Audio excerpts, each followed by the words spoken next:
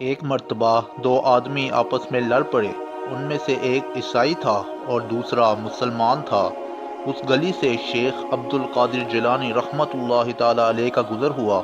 ان دونوں کو لڑتے ہوئے دیکھ کر حضور غوث اعظم رحمۃ اللہ تعالی علیہ نے پوچھا کہ کیا بات ہے، تم لوگ کیوں لڑ رہے ہو؟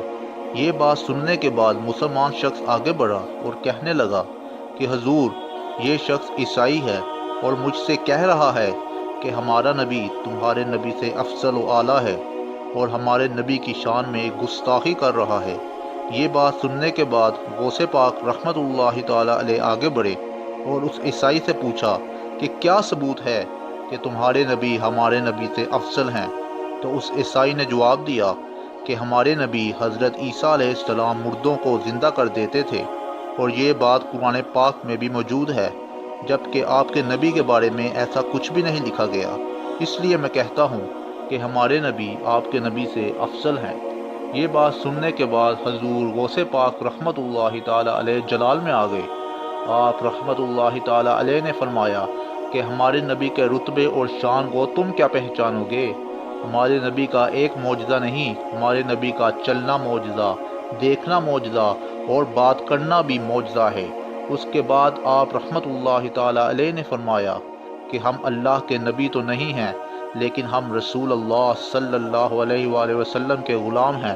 اگر ہم تمہارے سامنے کسی مردے کو زندہ کر کے دکھاتے ہیں تو کیا تم ہمارے نبی پر ایمان لے آؤ گے؟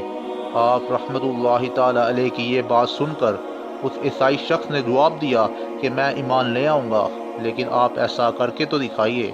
حضور غوث پاک رحمت اللہ تعالی علیہ اس شخص کو لے کر قبرستان پہنچے اور ایک قبر کے پاس کھڑے ہو گئے اور کہا، یہ ایک گانے والے کی قبر ہے جو گانا گاتا تھا، اور گانا گاتے ہوئے ہی اس کا انتقال ہو گیا۔ کیا ہم اسے زندہ کر کے دکھا دیں؟ تو وہ عیسائی آپ رحمت اللہ تعالی علیہ کو حیرت سے دیکھنے لگا اور کہنے لگا کہ بالکل اس کو زندہ کر کے دکھائیے۔ اس عیسائی کا یہ کہنا تھا کہ آپ رحمت اللہ تعالی علیہ نے حکم جاری کیا کہ اللہ کے حکم سے اے مردے تو زندہ ہو جا۔ اچانک قبر پھٹی اور وہ مردہ گانا گاتے ہوئے ہی کھڑا ہو گیا۔ اس مردے کو کھڑا ہوتے دیکھ وہ عیسائی حیرت میں پڑ گیا اور آپ رحمت اللہ تعالی علیہ کے قدموں میں گر گیا اور کلمہ پڑھ کر مسلمان ہو گیا۔ تو دوستو، یہ ہوتی ہے اللہ والوں کی شان۔ اللہ پاک ہمیں بھی اولیاء اللہ کے نقش قدم پر چلنے کی توفیق بخشے، آمین یا رب۔